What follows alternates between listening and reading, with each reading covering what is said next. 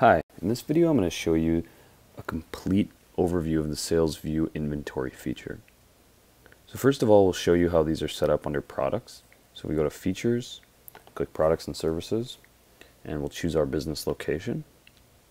You can have products that are not set up to be tracked in inventory, such as a hot stone massage. If we go here to inventory setting, you can see it's set up to not be tracked.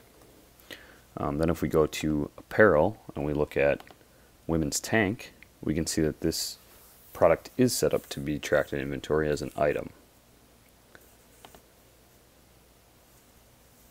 Now these are both sellable products. You can also have non-sellable products that you track in inventory, such as certain supplies. So if we go to coffee and we look at our supplies, you can see that these, such as coffee beans, paper coffee cups, skim milk, these are products that you track in inventory, but you don't sell them separately. Coffee beans are in your coffee product, the paper cup as well. So if we look at this, it's set up as a component as the type, and it's tracked in inventory. Next, we're going to show you how those coffee products can deduct the milk and beans each time that you sell one of them. So if we look at a latte and we scroll down to modifiers, so modifiers are options or examples that you can have as a part of your product. So in terms of a latte, you have a milk option every time you get a latte. And in this case, you'll have the option to choose skim milk or whole milk. And each time that you sell one, you'll have 4 fluid ounces taken out of inventory. Now if we scroll down to where components are, this acts as sort of an ingredient system. So you can put any supplies or ingredients that are part of your products. So in this case, we're taking 2 solid ounces of coffee beans and 1 paper cup out of inventory each time that these are sold. Now the components is something that's automatically taken out of inventory, where the modifiers are an option. So the other thing that you can do with the modifiers is for products that have their difference makes them different in terms of size and color. So this women's tank product, there's only one product called women's tank, but in inventory you're going to track different sizes and colors of that tank top. So when you set up the modifier group, you'll want to turn on the merge feature. And what that does is creates a matrix of each one of those products options. So if you create a women's tank and then you have 2 sizes and 3 colors, it's going to create 6 different inventory units for each size and color of that product.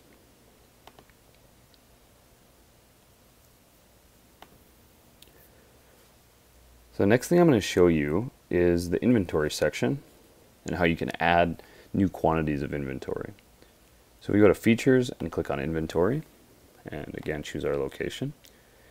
Anytime you create a product and you want to add inventory, say your on-hand inventory, you can go to view adjust inventory, and you can find the product that you want to add to, and you can do this for existing products as well. And let's say we wanted to add 5 more of these blue t-shirts. Change this to 10, and you click Save All. And it's going to pre-populate the last cost that you paid for that. But if the new quantity, quantity of 5 being added, let's say the price went up, you can change this to $5.25 and click Save. And it's going to calculate the first 5 that you input at $5 and the next 5 at $5.25. Next, I'm going to show you vendors.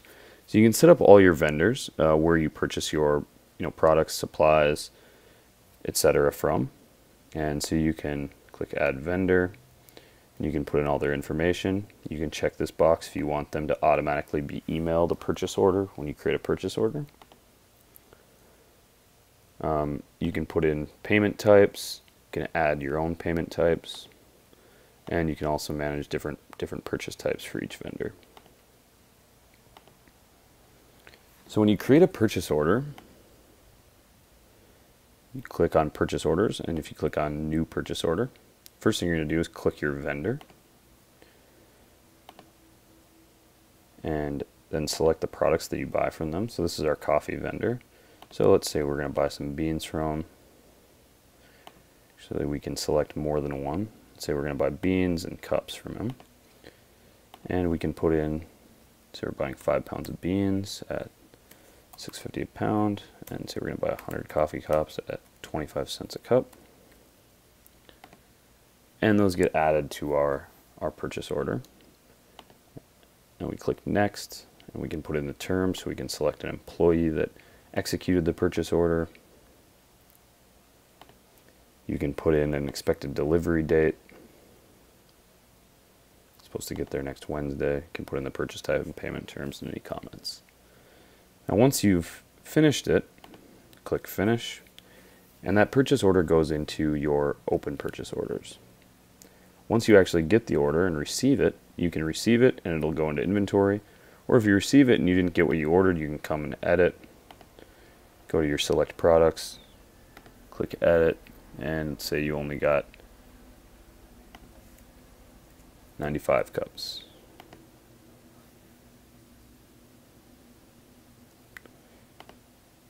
Click next, and finish, and then receive that purchase order. And all those products will go into your inventory. So if you ever need to adjust inventory down for loss, or you do a manual count and something's missing, you can say, okay, we did a count, not sure why, but we only had 11 t-shirts in. You can manage it down and click save. And all those adjustments will show up on our inventory adjustment report. We choose in tomorrow and view. It's going to show us each change that we made to the inventory negative. So you can see for quantity the date it was done and the change that was done.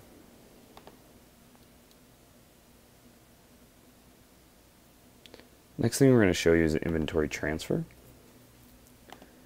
So if you have more than one location, you can transfer inventory from one location to the other by selecting the source store and the destination store, choosing which products you want to transfer and putting in quantities.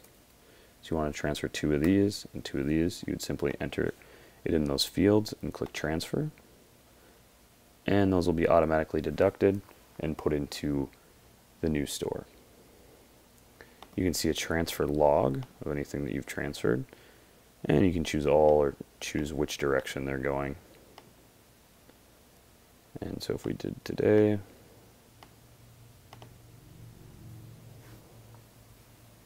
you can see all the transfers that have been done and the date that they were done.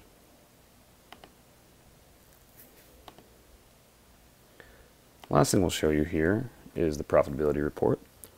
So based on your sales price and the cost price, you can see a margin percentage for your products. You can see it in terms of currencies, so see how much money you actually made. You can see it by product or category to see what your most profitable or highest profit generating areas are. You can see this in different bar graph if you want. So you can see, oh, okay, this is our 18 hole is our most profitable product. Other things you can see in this report are, you can do cost of goods sold or COGS by PO cost, average, or by selling price. You can see your most recent selling price of each product, most recent PO cost. And you can also see historical cost of inventory. So if we wanted to see a bar chart on a daily basis for the last 7 days of our total cost of inventory, we can see that. So we can see, okay, at the end of the month our total cost of inventory was $517, and on the first it was $690, and today it's $707.50. Since we just turned on this feature, it doesn't go back for a full week, but as soon as you basically have the feature turned on, it'll start tracking it every single day. Next, we're going to show you how your inventory updates. Each time you create an order from SalesVu.com, you sell something from the point of sale app, or one of your customers purchases something online if you're using our e-commerce feature. So let's go back and look at the View Adjust Inventory. And if we look at this men's extra large purple t-shirt, we'll see that there's 6 in inventory and none set to be delivered, shipped, or picked up. So let's go to the website we have set up for this account, and we go to men's t-shirt, and we choose our color, our size, and we'll go to the checkout and put in our information. Skip over email for now. Some of you may recognize this as our customer service number, and we'll set this to be picked up. It shows the pickup address here, and we'll click continue. So if we now go back to our View Adjust Inventory page and refresh the page, you can see that our men's purple extra large t-shirt now has 1 to be delivered, and there's still 6 in inventory because it hasn't been picked up yet. And so if we switch to our app and we go to our orders and our online orders, since this is a pickup, it's going to be left open. And say I came into the store to pick it up and they take my payment at that time.